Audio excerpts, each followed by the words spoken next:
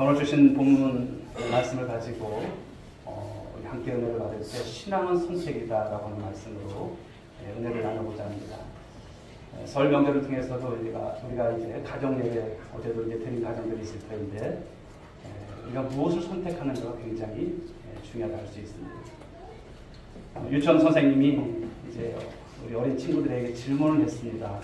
얘들아, 너들 천국 가고 싶니? 천국 가고 싶은 사람 한번 손 들어볼래? 그러니까 아이들이 어떻습니까?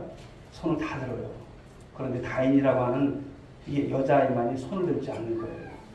선생님이 물었습니다. 다인아, 넌 천국 가고 싶지 않아? 아니요. 그런데 엄마가요, 유치원에서 끝나면 곧바로 집으로 오라 그랬어요. 이러더라고요. 사랑하는 여러분, 이 땅의 삶은 참 짧습니다.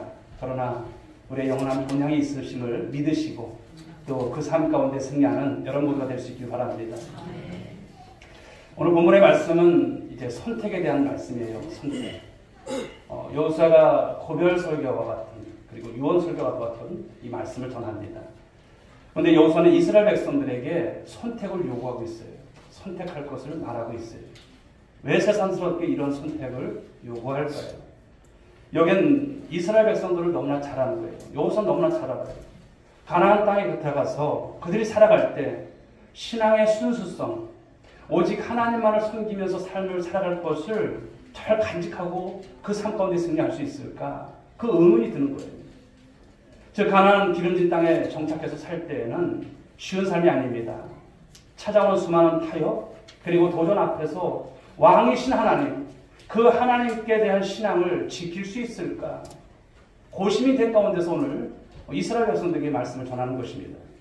사랑하는 여러분, 가나안의 문화가 어떨까요?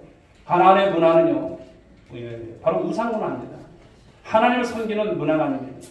이스라엘 백성들과는 전혀 다른 여러분 그런 삶을 살아가는 세상 사람들입니다.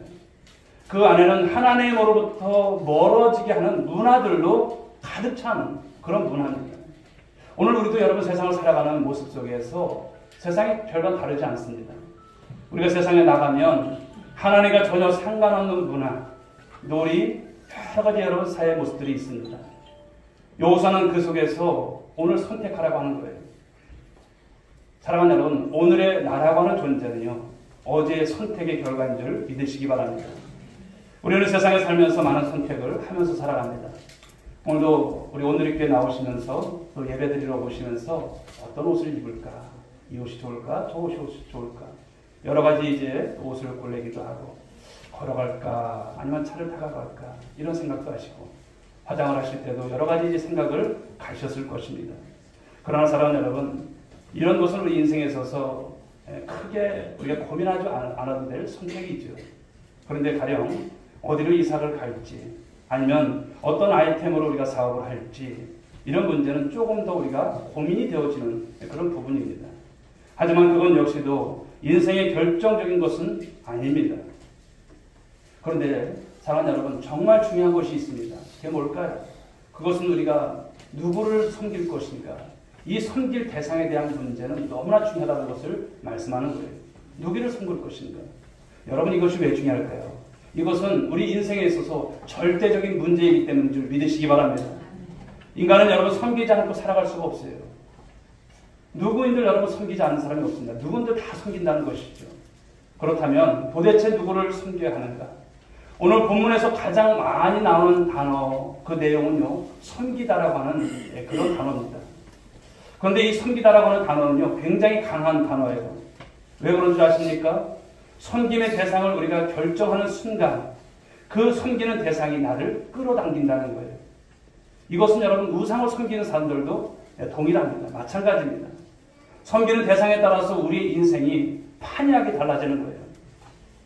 섬긴다는 게 뭘까요? 그것은 예배한다는 것입니다. 예배를 드린다는 것입니다. 그래서 오늘 말씀을 보면 이 섬김에는 온전함과 진실함을 이제 포함하고 있어요. 그렇다면 섬기는 대상에 대한 태도, 어떤 태도를 갖는 것이 중요할까요?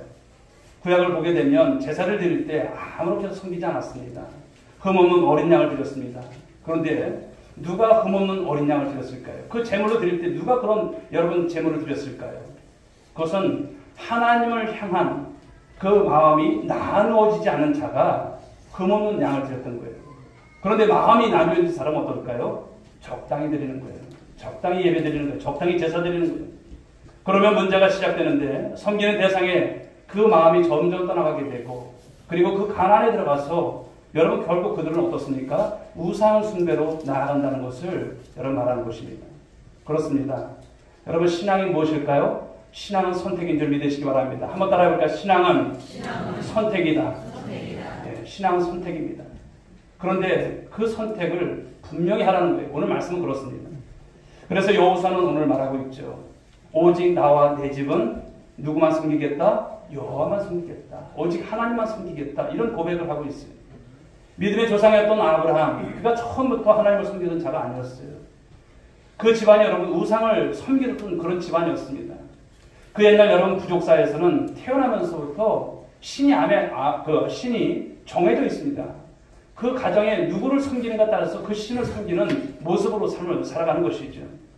그러나 그 신을 버리는 순간 부족에서 추방이 되고 그것은 곧 죽음을 의미하는 것입니다. 그러므로 사랑하는 여러분, 신앙이라고 하는 것은 섬길 자를 선택하는 것입니다. 아브라함이 본토 친척 아비집을 떠나는 것은 어마어마한 대가와 또 그것에 대한 선택을 해야 하는 것입니다. 그러므로 믿음은 선택이고 그 선택은 대가 지불을 요구한다는 것을 말씀합니다. 때문에 많은 사람들이 이 상황에서 어떻게 할까요? 너무 못하는 거예요. 저도 신앙생활할 때 처음에는 어떻게 될까? 내가 교회를 가야 될까 말아야 될까? 머뭇머뭇했어요. 말씀을 보시게 되면 열왕기상 18장 21절에서 이런 말을 합니다. 엘리야가 모든 백성에게 가까이 나아가 이르되 너희가 어느 때까지 둘 사이에서 머뭇머뭇하려느냐? 여호와가 만일 하나님이면 그를 따르고 바알이 만일 하나님이면 그를 따를지니라 하니 백성이 말 한마디도 대답하지 아니하는지라. 즉 여러분 이 말씀의 골자는 그렇습니다. 하나님을 택할 것인가 아니면 바알을 택할 것인가 이것입니다. 사랑하는 여러분 이것은 어느 신이나 동일하게 있는 문제예요. 오늘도 많은 사람들은 하나님을 선택할 것인가 바알을 선택할 것인가. 세상의 모든 종교는 어떻게 우리가 볼 수 있습니까? 바알입니다. 바알을 숭상하는 거예요. 오늘 이 시대를 이르러서 바로 다원주의 시대라고 말합니다. 뿌리가 많다는 거예요. 뿌리가 많다는 거예요. 종교 다원주의의 핵심이 무엇이냐면 상대주의입니다. 상대주의. 그래서 그들은 절대라는 말을 쓰는 것을 굉장히 꺼려해요. 우리가 마치 여러분 우리가 객관식 문제에 있어서 사지선답형으로 1번도 2번도 3번도 답이 될 수 있다 이렇게 말하는 거예요. 그러나 이 말은 사실 진리가 없다는 것이죠. 현대인들은 절대적 존재에 대한 거부감이 참 심한 것 같아요. 코로나를 지나면서 더 많이 그런 바로 모습이 있는 것 같습니다. 상대주의가 훨씬 더 합리적인 것 같아요. 이성적인 것 같아요. 그래서 절대라는 단어는 좀 무식한 사람들이 쓰는 그런 용어 정도로 생각합니다. 오직 하나님만 믿으라고 하는 것, 오직 교회 다니는 사람 무엇을 말합니까? 예수님만 믿어야 된다는 것이 여러분 철칙 아니겠습니까? 그러나 이것을 세상 사람들은 독선으로 취급하는 것입니다. 왜 너희들은 그렇게 말하냐 이렇게 말을 합니다. 그러나 사랑하는 여러분, 우리가 믿을 대상에 대한 이 신앙의 분명한 선택을 하지 않는다면 과연 그 대상을 신뢰하고 있는가 우리의 신앙을 의심해 보아야 하는 것입니다. 우리 세상에 대해서 온유한 태도를 가져야 합니다. 사랑하는 태도를 가져야 합니다. 그러나 신앙에 있어서만큼은 우리가 확고해야 할 줄 믿습니다. 그냥 이렇듯 저렇듯 그냥 물에 술 섞듯 술에 물 타듯 그런 모습이 되어서는 안 될 것입니다. 강력한 결단을 해도 우리가 많이 얼마나 흔들립니까? 출발한 그 신앙이 그런 모습 속에서 출발하게 되면 미래 여러분 우리가 보장할 수 있을까요? 보장할 수 없습니다. 오늘 많은 그리스도인들마저도 하나님만 믿고 살 수 없다라고 그 내면의 자기 설득에 여러분 설득을 넘어갈 때가 참 많습니다. 성도 여러분, 신앙에 대한 태도가 조금이라도 심해지면 우리가 이 세상에 어마어마한 이 다원주의 물결에 우리 휩싸이게 될 수밖에 없습니다. 또한 성경에 대한 태도도 우리가 분명히 가지고 신앙생활을 할 줄 믿습니다. 성경은 여러분 하나님의 말씀인 줄 믿습니다. 할렐루야. 그러나 세상에 지금 어떤 모습이 있습니까? 성경이라고 하는 것은 하나님 말씀만 있는 것이 아니다. 사람의 말도 있다. 성경은 그렇기 때문에 오류도 있다. 이렇게 가르치는 소위 어려운 편집설과 같은 그런 것들, 그리고 성경의 오류설을 또 말하는 사람들도 있습니다. 즉 무엇입니까? 자유주의 신학이 많이 들어와서 온 세계에 많은 영향을 주고 있다는 사실입니다. 유럽의 교회를 문닫게 했던 가장 핵심적인 요인이 무엇일까요? 이 자유주의 신학입니다. 그런 태도로 성경을 바라보면 성경의 절대적 권위를 믿지 않게 되는 것이죠. 성경의 하나님의 말씀이라고 하는 이 절대적 기준을 우리가 삼지 않는다면 우리의 신앙은 한순간에 우리도 무너질 수 있다는 것, 길을 잃을 수 있다는 것, 이것이 오늘날 바로 현주소가 아닐까 생각을 해봅니다. 우리는 지금 여호수아의 결단 촉구에 귀를 기울여야 할 줄 믿습니다. 바로 이 모습 속에서 우리가 결단을 해야죠. 나와 내 집은 여호와만 섬기겠다. 할렐루야. 이 신앙을 가질 수 있는 여러분 모두가 될 수 있길 바랍니다.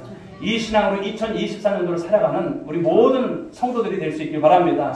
이것은 아이들도 그렇고요, 어른들도 그렇고요, 동일한 것입니다. 오직 하나님만 섬기겠다. 우리 가정에 아주 이것이 각인된 말씀이 되어야 하는 것입니다. 바로 이런 신앙을 갖고 살아가게 될 때 혹시 그런 염려를 하는 거예요. 혹시 왕따가 되는 것 아닐까? 세상 사람들이 나를 볼 때 어떻게 취급을 할까? 이런 생각인 것이죠. 그러나 우리가 세상에 섞여야 하는 것이 아니고 또 그런 가운데서 우리는 우리의 신앙을 잘 고수하면서 나아가야 할 줄 믿습니다. 우리가 성경을 통독하면서 보았던 것이 어떤 것입니까? 세상은 가인 계열과 셋 계열로 나눠지는 것을 볼 수가 있어요. 여호와 하나님만을 섬기는 셋 계열. 세상에 나가서 살지만 섞이는 모습은 좋지 않은 것을 우리는 말씀을 통해서 깨달음을 가졌습니다. 즉 무엇입니까? 하나님 나라 백성의 정체성입니다. 누가 여러분들에게 당신은 누구요 말하는 I am Christian, 나는 그리스도인입니다. 나는 하나님을 믿는 사람입니다. 여러분 목에 칼이 들어와도 이 신앙 고백을 할 수 있는 여러분들의 신앙이 되어야 할 줄 믿습니다. 여러분 이것은 결코 양보해서 될 것이 아닙니다. 고수해야 될 것입니다. 사실 믿음의 분명한 선택을 해야 우리가 여러분 신앙생활에 있어서 갈등과 그리고 후회가 줄어든다는 사실입니다. 이 광야의 이스라엘 백성들 헤맬 이유가 있었습니까? 저와 여러분들이 이제 창세기부터 시작해서 출애굽기, 민수기까지 지금 오면서 말씀을 우리가 보고 있습니다만 이스라엘 백성들 그 가데스 바네아에서 그 가나안 땅 들어가는 것 2주면 들어갈 수 있는 거리입니다. 그러나 어떻습니까? 그들은 여러분 하나님의 말씀 믿지 않는 거예요. 믿지 않는 거예요. 하나님께서는 하나님의 말씀 믿지 않을 때 어떻게 합니까? 그냥 내버려 두는 거예요. 너희들 한번 살아보라 이렇게 말씀하시는 거예요. 그러면서 그들이 여러분 40일 정탐을 하지 않습니까? 하루를 1일을 쳐서 1년을 해서 40년 동안 그곳에서 광야 1세들은 가나안 구경도 못하고 다 죽지 않습니까? 먹다가 죽는 인생. 우리 인생이 여러분 그렇게 살아서는 안 될 것입니다. 이 땅에서 먹는 것의 문제를 뛰어넘는 신앙이 될 줄 믿습니다.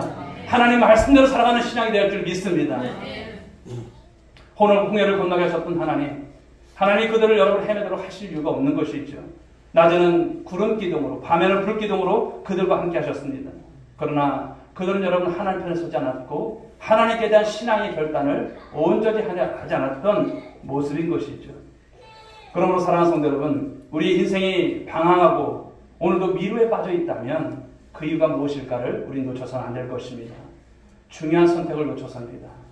우리의 신앙생활이라고 하는 것은 매일매일 삶 속에서 결단이 있어야 되고 나 자신을 돌아봐야 되고 또 주님 앞에서 말씀으로 살아가는 삶이 되어야 할 줄 믿습니다. 그런데 우리는 어떻습니까? 본질적인 것이 아닌 우리 인생에 있어서 부수적인 것에 늘 우리가 마음을 뺏겨서 살아간다는 거예요. 우리가 어느 직장에 들어갈 것인지 무슨 사업을 할 것인지 물론 이런 것이 중요하지 않다는 것은 아닙니다. 그러나 이런 것이 결정적인 것일까요? 결정적인 것이 아닙니다. 우리가 무엇을 선택하든 인생은 흘러갈 것입니다. 그러나 하나님에 대한 신앙은 보조적인 것이 아니에요. 하나님에 대한 신앙은 결정적인 것을 믿으시기 바랍니다. 결정적인 거예요. 하나님을 온전히 신뢰하고 살아가면 우리가 어느 곳에 살든 무엇을 하든 내가 병이 들었든 건강하든 문제가 되지 않습니다. 하나님과 함께하는 삶인가 아닌가가 내 인생에 있어서 가장 중요한 문제임을 말씀하는 것입니다. 하나님께서 함께 하시기 때문에 가나안이 의미가 있는 거예요.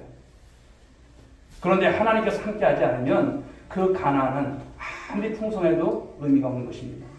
여러분의 인생은 어떤 삶입니까? 오늘도 하나님께서 한 해를 열어주시고 바로 하나님께서 많은 복을 주시는데 하나님과 무관한 여러분 그런 삶은, 그런 반항은 의미가 없다는 것을 꼭 기억하실 수 있기 바랍니다. 하나님에 대한 신앙을 분명히 하는 순간부터 인생의 방향은 끝이 납니다. 삶의 목적이 분명해지고 우리 인생의 가치관, 신앙관, 생사관이 분명하고 헷갈리지 않는 삶을 사는 거예요. 오래 고민할 필요도 없습니다. 그러므로 우리 인생을 살아가다 보면 지역적인 인생의 문제들로부터 우리가 이 신앙관만 분명하면 우린 여러분 자유로울 수 있는 것을 말씀하는 거예요. 오늘 여호수아의 여러분 결단이 어떻습니까? 단호하죠. 단호합니다. 우리 인생의 고백, 이 신앙 고백도 분명하고 확고할 줄 믿습니다. 다른 사람이 무엇이라고 하든 나는 누구를 섬기겠다? 여호와만 섬기겠다. 오직 예수 그리스도 중심으로 삶을 살겠다. 믿음으로 살겠다. 이 삶이 있어야 하는 것입니다. 이 선언이 있으시고 이 결단이 있을 때 인생의 출발점이 주 안에서 복될 줄 믿으시기 바랍니다. 늘 여러분 다른 사람들이 눈치나 보고 다른 사람과 의논할 것이 아니에요. 신앙은 여러분 그런 것이 아닙니다. 물론 여러분 도움을 받을 수 있어요. 그러나 결단할 때 결단하셔야 돼요. 주님 앞에서 확고히 하는 것을 말씀하는 거예요. 우리가 어떤 일을 결정할 때 뭔가 깨름직해. 그리고 마음에 확신이 들지 않는 이유가 뭘까요? 신앙은 있는데 이 결단이 서지 않기 때문에 그래요. 우선순위가 잘못되어졌을 때 깨름직한 거예요. 하나님께 뭔가 죄성스럽고 죄 짓는 것 아닐까. 그런데 그것이 지속되면 어떨까요? 화에 맞은 양심이 되는 거예요. 삶의 우선순위가 하나님이 아니면 여러분의 삶이 한번 보시면 어떻습니까? 갈수록 오락가락하고 뒤숭숭할 수밖에 없습니다. 오늘 이스라엘 백성들이 애굽을 벗어난 것이 자유가 아니라 하나님을 첫 자리에 두고 하나님을 중심에 두게 될 때 진정한 자유인이 되었던 것을 말씀하는 거예요. 자, 그렇다면 여호수아가 이 신앙적 결단을 촉구하게 될 때 오늘 이스라엘 백성들의 반응이 어떠했을까요? 그들도 말합니다. 우리도 여호와만 섬기겠습니다. 그들이 여러분 대답을 합니다. 그러나 여호수아는 그 대답으로 만족하지 않아요. 자, 본문 19절 말씀을 보시면 어떤 말씀을 주시냐? 여호수아가 백성에게 이르되 너희가 여호와를 능히 섬기지 못할 것은 그는 거룩하신 하나님이시요 질투하시는 하나님이시니 너희의 잘못과 죄들을 사하지 아니하실 것입니다. 말씀하십니다. 여기서 여러분 주목할 말씀 중에 하나가 무엇이냐면 하나님은 질투하시는 하나님 이렇게 말씀하세요. 질투하신다는 것. 여러분 하나님께서 질투하십니까? 하나님 참 속도 좋으시네. 이렇게 여겨야 될까요? 아닌 거예요. 인간의 질투와 하나님의 질투가 같을까요? 다릅니다. 인간의 질투는 어디서 나올까요? 이기심에서 나와요. 그러나 하나님의 질투는요, 우리를 위한 것입니다. 우리를 살리는 것입니다. 우리가 하나님을 섬기지 않아도 하나님에게 전혀 영향 여러분 미치지 않습니다. 그런데 우리가 하나님을 사랑하지 않냐면 우리의 신앙은 의미가 있을까요? 의미 없어요. 하나님과 우리가 단단히 묶여있지 않으면 신앙에 여러분 그 삶이라고 하는 것은 공중에 붕 떠 있는 거예요. 아무런 연관이 없는 거예요. 질투라고 하는 것은 무엇을 말할까요? 하나님께서 우리를 사랑하신다고 하는 의미인 줄 믿으시기 바랍니다. 질투하시는 거예요. 그래서 여러분 하나님은요 우리를 뜨겁게 사랑하시는 분이세요. 아들을 내어놓기까지 사랑하시는 분이 우리 하나님이십니다. 그러니까 이 질투가 없으면 그 사랑은 사랑이 아닌 것이죠. 예를 든다면 그런 것입니다. 자신의 아내를 어떤 남자가 사랑을 해요. 그런데 자꾸 졸졸 따라다니고 결혼하자고 합니다. 남편이 어떻습니까? 속 뒤집어지죠. 그런데 남편이요 그 남자에게 그런 말을 해요. 제 아내를 더 많이 사랑해 주세요. 말한다면 이 남자 제정신일까요? 아니죠. 정신병 가서 정신감정 받아봐야 할 남자입니다. 여러분 하나님의 질투라고 하는 것을 한번 생각해 보십시오. 여인들의 여러분 질투보다도 하나님의 질투는 더 무서울 정도입니다. 왜 그럴까요? 왜 하나님께서 질투하시는 하나님으로 말씀을 하시면서 우리에게 주실까요? 그것은 하나님과 우리의 관계가 그저 그런 관계가 아니라 특별한 관계임을 말씀하는 거예요. 자, 우리 이사야 42장 8절에 이런 말씀이 있는데요. 나는 여호와이니 이는 내 이름이라. 나는 내 영광을 다른 자에게 내 찬송을 우상에게 주지 아니하리라. 내 영광을 다른 자에게 주지 않는다는 거예요. 내 찬송을 우상에게 주지 않는다는 거예요. 하나님은요, 바로 하나님이십니다. 질투하신 하나님이신 것을 말씀하는 거예요. 오늘 여호수아는 하나님을 섬긴다는 것의 이 심각성을 말씀하는 거예요. 너의 하나님이 누구인 줄 아느냐 이렇게 말씀하시는 거예요. 거룩하신 하나님이시다. 그 하나님은 질투하신 하나님이야. 너들 인생 살아오면서 봤지? 어떻게 살았나? 우리 조상들이 어떻게 살아왔나? 네. 출애굽기에서도 여러분 질투하신 하나님에 대한 말씀이 있잖아요. 오늘 또다시 말씀하는 거예요. 여호수아를 통해서 또다시 말씀하는 거예요. 하나님은 질투하시는 하나님이야. 그 하나님 떠나지 말라는 거예요. 우리를 사랑하시기까지 얼마나 사랑하시는 하나님인가 말씀하는 것이죠. 여러분, 여럿 중에 하나가 아니에요. 오직 하나이신 하나님이시고 그분을 저와 여러분들을 사랑하시는 하나님이심을 믿으시기 바랍니다. 자, 또 하나님을 선택한다는 것은 어떤 의미일까? 말씀을 보면 다른 모든 신을 포기한다는 그런 뜻인 거예요. 다른 신을 포기한다. 가나안에 들어가게 되면 여러 가지 신들이 있어요. 자신들을 미혹하게 하는 매력적인 신들. 그곳에 가면 여러분 참 부끄러울 정도로 그 신전에서 봉사하는 그 여사제들, 몸을 파는 여사제들. 그래서 바알볼 사건이 그냥 바알볼 사건이 아닌 것입니다. 이런 사건들이 일어날 수 있는 그런 농함이 많은 곳이 가나안이에요. 애굽의 신들이 있고요. 아모리 족속이 섬겼던 신들이 있어요. 그리고 하나님을 섬기려면 이전에 섬겼던 신들을 너희들 버려라. 혹여라도 이러는 거예요. 선택이라고 하는 것은 무엇을 말합니까? 포기를 의미하는 거예요. 오늘날 우리는 수없는 선택 가운데 이 선택에 대해서 고민하고 갈등을 하죠. 또 얼마나 많은 유혹을 받습니까? 세상을 살아가는 겁니다. IT 시대 여러분, 지금은 AI 시대. 세상에 여러분 우리를 유혹할 거리들이 너무나 많은 세상이에요. 하나님께 대한 여러분 신앙 시시한 거예요. 그런 시대입니다. 더 좋은 것들이 더 많아요. 성공이라고는 우상, 물질이라고는 우상, 돈이라고는 우상들, 쾌락이라고는 우상들이 점점 가면 갈수록 소돔과 고모라가 여러분 죄악이 관영한 것, 이것은 아무것도 아니에요. 더 많은 것으로 우리 삶 가운데 영향을 줄 수 있는 시대가 계속 더하고 있습니다. 여러분, 우상이라고 하는 것은 다양한 얼굴로 이렇게 나타난다는 것이죠. 그 우상들은 우리의 영혼을 흔들어 놓습니다. 지금껏 여러분들이 신앙생활을 했던 그 신앙을 흔들어 놔요. 우상 안에 여러분 섬김의 개념에 들어갔기 때문에 섬기는 순간 강력한 힘이 작동을 하는 거예요. 삶의 에너지를 거기다 다 쏟아붓는 거예요. 많은 사람들 여러분 어떻습니까? 게임에 빠져보면 게임에 그냥 빠져버리는 거예요. 옛날 고스톱 정도가 아니죠. 지금은 저는 여러분 게임을 모르지만 빠진 분들을 얘기를 들어보면, 간증을 들어보면 못 빠져나오는 거예요. 이단에 빠진 분들도 마찬가지고요. 돈에 빠진 분들도 그렇고요. 못 빠져나와요. 사단이 어떻습니까? 그냥 내버려두지 않죠. 오늘 이 시대에 여러분 가장 강력한, 그런데 또 우상을 생각해 볼 수가 있어요. 어떤 우상일까요? 세상에 많은 우상들, 그것이 여러분 우상일 수 있지만 가장 강력한 우상은 바로 다름 아닌 나 자신이라는 거예요. 나 자신. 사람들은 여러분 자기라고 하는 우상을 섬깁니다. 때로는 하나님도 나를 위한 하나님이에요. 나를 만족시키는 하나님.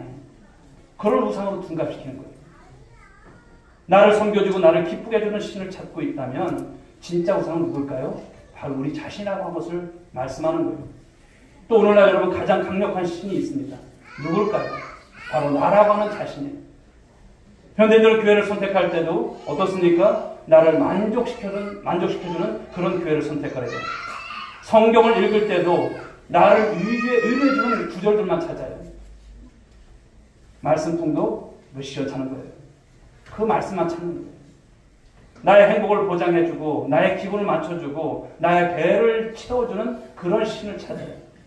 결국 자신이 섬기는 대상이 계속 바뀌죠. 그러면 이런 것을 볼 때 가장 무서운 우상이 나라고 하는 우상을 여러분 깨닫길 바라겠습니다. 이스라엘 백성들은 가나안의 이 원주민을 다 제거하고 하셨어요. 다 멸절시키라. 이 명령을 받지만 어떻습니까? 그것을 온전히 순종하지 않습니다. 사실은 여러분 쫓아낼 원주민이 바깥에 있지 않고 그들 안에 있다라고 하는 것을 말씀하는 거예요. 오늘날 여러분 서점에 가서도 보면 이런 자기 존중의 열풍이 참 많이 불고 있는 것을 볼 수가 있습니다. 자존감에 대한 책들, 긍정과 같은 이런 관련된 책들, 그 긍정의 힘이라든지 또 긍정적인 사고방식이라든지 이 모든 것들을 보면요. 자아의 왕국을 확대시키는 그런 일에 있어서 기여하는 그런 것들이 참 많습니다. 하나님을 하나님으로 인정하지 않는 한 여러분, 인간의 문제는 해결될까요? 해결되지 않습니다. 여러분, 하나님은 창조주이심을 믿으시기 바랍니다. 하나님은 절대 바로 존귀하신 분이심을 믿으시기 바랍니다. 바로 그 하나님을 우리가 모셔드리게 될 때 나에 대한 시선이 바뀌고 다른 사람에 대한 시선도 바뀌게 될 것입니다. 내가 우상됐던 자리에서 내려와야 하는 거예요. 내가 최고가 아닙니다. 하나님이 존귀하시고 하나님이 최고신 분이시죠. 그 하나님만 우리가 예배하게 될 때 우리의 삶에 대한 모든 왜곡된 그런 모든 것이 회복이 되고 교정되는 역사가 일어나게 될 줄 믿으시기 바랍니다. 이거 여러분 벗어나지 못하면 안 됩니다. 이스라엘 백성들이 여러분 신앙적 결단을 요구받은 곳이 이제 오늘 말씀을 보게 되면 24장 1절에서 나오게 되는데요. 여호수아가 이스라엘 모든 지파를 세겜에 모으고 이렇게 말씀을 해요. 세겜이라고 하는 지명이 나옵니다. 그런데 세겜은 어떤 곳이냐면 또 역사적으로 거슬러 올라가 보면 아브라함이 하나님의 부름을 받고 순종하기로 결단한 곳이에요. 결단한 곳. 하나님만 잘 섬기겠습니다. 그렇게 결단한 곳. 그리고 그곳에서 처음 단을 쌓은 곳이 세겜이라고 하는 곳이에요. 그리고 야곱이 여러분 우상을 땅에 묻어버리고 새롭게 신앙을 결단하기로 한 곳이 바로 이 세겜이라고 하는 곳이에요. 그러니까 역사적으로 보면 이 세겜이 참 의미가 있는 곳이죠. 그런 면에서 세겜은 어떤 곳일까요? 옛삶을 돌이키며 바로 새롭게 신앙을 결단하는 곳이 세겜이었던 것이죠. 사랑하는 여러분, 오늘 우리에게도 세겜이 있어야 할 줄 믿습니다. 세겜이 있습니다. 어쩌면 오늘 이 시간 가족들과 함께 예배드리는 이곳이 세겜이 되기를 주의 이름으로 축복합니다. 하나님, 주님만 섬기겠습니다. 지나온 시간 속에서 하나님 대충의 신앙생활을 살았던 모습들, 어영부영 살면서 신앙생활을 했던 모습들 이제 다 청산하겠습니다. 오직 하나님만 섬기겠습니다. 그런 결단을 갖는 이 시간이 될 수 있길 바라겠습니다. 설명들 가족과 함께 이 주의 예배를 드리는 이 시간, 그러므로 신앙적 결단을 새롭게 할 필요가 있습니다.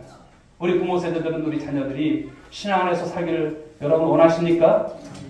그런 신앙적 유산을 남기길 원하십니까?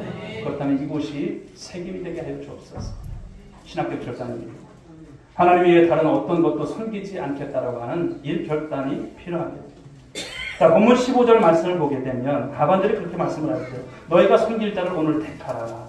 오직 나와 내 집은 여호와를 섬기겠노라 하니. 자, 시간적인 말씀이 나오죠. 언제입니까? 오늘 택하라는 말씀을 하세요. 오늘. 내일 택해도 돼. 이곳이 아니에요. 오늘 택하라 이렇게 말씀을 하세요. 이스라엘 백성들이 이 신학적 결단을 받은 곳, 이 세겜에서 오늘 말씀하시는 거예요. 오늘 택하라는 거예요. 세상의 일을 보면요, 천천히 해야 할 일도 있고요, 차차 할 일도 있어요. 뭐 나중에 해도 될 그런 일들이 있어요. 그런데 섬길 자를 선택하는 것은 나중에 있을까요? 나중에 잘할 수 있을까요? 내년에 잘할 수 있을까요? 그게 많은 분들은 그래요. 네. 나중에 잘한대요. 그런데 나중에 잘한다고 하는 분들, 제가 여러분 신앙생활 거의 30년 넘게 했지만 그런 분들을 거의 못 봤어요. 나중에 잘한다는 사람 한 분도 못 봤어요. 사랑하는 여러분, 하나님에 대한 선택이 없다면 마치 어떤 것일까요? 예, 기관차 없는 객차만 덩그러니 서 있는 그런 모습입니다. 오늘 우리가 해야 할 일이 무엇일까요? 신앙적인 결단입니다. 오늘 하나님을 여러분의 인생의 첫 자리에 모시는 일인 줄 믿으시기 바랍니다. 하나님이 나의 삶의 가장 우선인지 차선인지 가장 중요한 분인지 그냥 두 번째 가셔도 괜찮겠지 하는 정도의 믿음은 아닌지 여러분 이것에 대해서 다시 한번 생각하시고 결단하시고 한 해를 출발하는 여러분 모두가 될 수 있길 바랍니다. 사단의 전술 중 하나가 무엇일까요? 미루는 거예요. 자꾸 미루게 해요. 내일이 있어, 다음이 있어, 언젠가는. 그런데 그런 시간이 올까요? 없습니다. 오직 나와 내 집은 오늘 하나님만 섬기겠습니다. 이것이 돼야 합니다. 하나님을 예배하는 일을 최우선으로 삼겠습니다. 하나님 말씀대로 살겠습니다. 이런 결단이 필요한 것이죠. 그런데 오늘 말씀을 보시게 되면 여호수아의 이런 강력한 호소에도 이스라엘 백성들은 어떻게 되었을까요? 바로 사사기 시대로 들어간다는 거예요. 사사기의 말씀이 무엇입니까? 그 말씀 중에 한 요절이 생각이 나죠. 어떤 것입니까? 바로 그들에게 있어서 왕이 없으므로 자기 소견에 오른 대로 행했다 이렇게 말씀을 하고 있어요. 진정한 하나님, 그분이 왕이심에도 불구하고 그 말씀대로 살지 않습니다. 오늘을 살아가는 우리에게도 바로 양보와 타협을 하게 하는 수많은 유혹들이 우리 가운데 넘쳐납니다. 우리의 신앙도 계속적으로 보게 되면 시험대 위에 오르게 되는 거예요. 우리 금년 한 해 어떻게 출발했습니까? 송정신 예배를 드리고 나름대로 교회마다 이제 특세도 하고 또 말씀을 통독하고 시작하는 우리들의 많은 모습들. 그럼에도 불구하고 어떻습니까? 무장을 했지만 삶의 현장은 치열합니다. 곳곳에서 여러분 사단마귀의 태클이 들어오고 삶의 무게는 만만치 않습니다. 어떻게 해야 될까? 어떻게 결정을 가지고 이 한 해를 살아갈까? 많은 고민들이 있을 것입니다. 이런 상황에서 우리는 무엇을 믿을 것인가? 나를 믿을 수 있을까요? 나의 연줄들, 나의 인맥들 정말 믿을 만한 여러분 그런 분들이실까요? 죽을 고비를 넘긴 한 성도는 이런 말을 합니다. 죽음의 순간을 넘기고 보니 내가 지금까지 부질없는 것들을 붙들고 아웅다웅하면서 살아왔습니다. 그런 고백을 해요. 다시 살리신 하나님 앞에서 자신이 무엇을 위해서 치중하면서 살아왔는지를 고백하는 거예요. 부질없는 모습이었던 것입니다. 세월이 여러분 다 지나고 나서 헛되이 살았다고 하는 푸념은요 의미가 없습니다. 절대로 후회하지 않는 선택, 그것 하나만이 우리 삶 가운데 있기를 간절히 소망합니다. 우리가 붙들고 의지하고 따라갈 분은 누구실까요? 오직 하나님 한 분이신 줄 믿으시기 바랍니다. 그런 분들은 크게 아멘합시다. 오직 하나님만 따르겠습니다. 오직 하나님만 높여드리겠습니다. 하나님 말씀대로 살겠습니다. 요한일서 말씀 한 절만 보고 말씀 마치도록 하겠습니다. 요한일서 2장 17절에 보게 되면 이 세상도 그 정욕도 지나가되 오직 하나님의 뜻을 행하는 자는 영원히 거하느니라. 할렐루야. 사랑하는 여러분, 우리 앞에 무슨 일들이 펼쳐질지 아무도 모릅니다. 내년 우리가 다시 만날지도 모르는 것입니다. 내일 일 할 수 있습니까? 아무도 모릅니다. 그러나 염려 붙들어 매시기 바랍니다. 할렐루야. 염려하지 마십시오. 하나님을 향한 우리의 태도와 우리의 중심만 흔들리지 않으면 되는 것입니다. 우리 가정과 우리 자녀들이 그렇게 되면 되는 것입니다. 신앙의 초점이 흐려지지 말라는 거예요. 모든 것은 누구의 손에 달려 있습니까? 하나님 손에 달려 있는 줄 믿으시기 바랍니다. 아, 난 못 믿겠어요? 못 믿으시면 못 믿는 대로 그냥 삶이 되어줄 수밖에 없지만 믿어보십시오. 하나님께서 여러분들의 인생, 여러분의 자녀들, 여러분의 모든 여러분 가정의 삶들을 형통케 하시고 이끌어 가실 것을 믿으시기 바랍니다. 그런 한 해로 하나님 앞에 드려지고 내년 이맘때 우리가 또 설명절에 다시 만날 때 하나님의 도우셨음을 크게 간증할 수 있는 우리 모든 믿음의 가정들 여러분 모두가 될 수 있기를 주님의 이름으로 축복합니다. 기도하겠습니다. 하나님 아버지 감사합니다. 신앙은 선택이다 말씀을 주셨습니다. 우리가 그동안 신앙생활에 방황했던 것은 하나님을 우리가 온전히 믿지 못하고 살아왔던 아버지 그런 삶이었음을 고백합니다. 하나님, 오늘도 하나님 주님 앞에서 나와 내 집은 여호와만 섬기겠습니다. 이 신앙 고백이 하나님 한 해 동안 아니 주님 앞에 갈 때까지 변하지 않는 신앙의 고백이 될 수 있도록 축복하여 주옵소서. 이 삶을 통해서 하나님의 영광을 드러내며 우리가 세상 속에 나가 살더라도 세상에 섞이지 않고 하나님 자녀로서의 정체성을 잃지 않고 살아갈 수 있도록 축복하여 주옵소서. 믿사옵고 사랑하는 신 예수님의 이름으로 축복하며 기도 올리옵나이다. 아멘. 이 자리에서 다 함께 일어나시기 바랍니다.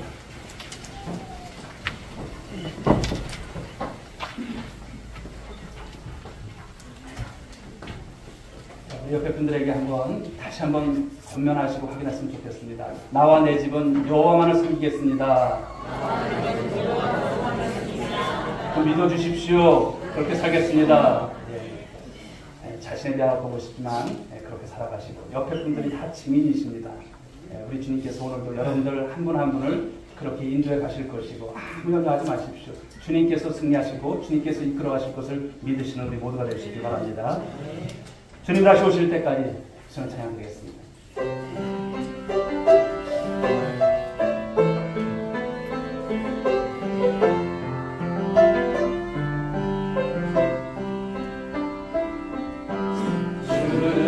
주님 다시 오실 때까지 나는 이 길을 가리라.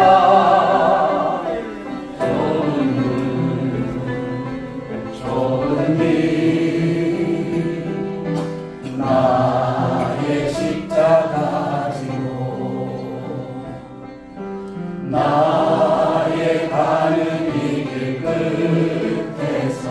나는 주님을 보리라.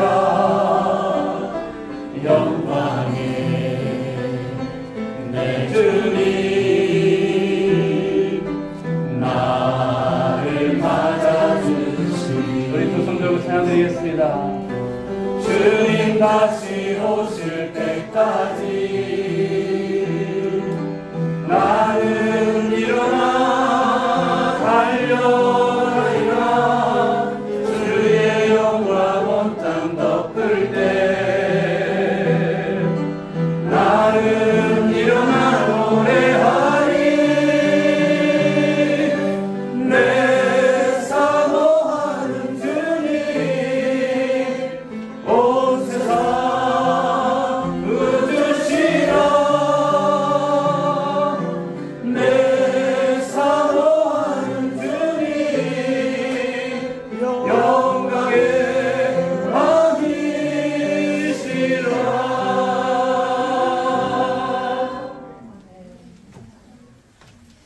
이제는 우리 구주 예수 그리스도의 은혜와 하나님 아버지의 극진하신 사랑하심과 성령님의 감화감동 위로 충만하신 은총이 신앙은 선택임을 믿고 나와 내 집은 오직 여호와만을 섬기기로 작정하고 이제 세상으로 일포로 돌아가는 우리 사랑하는 모든 믿음의 권속들 한 사람 한 사람 머리 위에 저희들의 자녀와 가정 위에 이 서천 땅과 이 민족 위에 지금으로부터 영원 무궁토록 함께 있을지어다.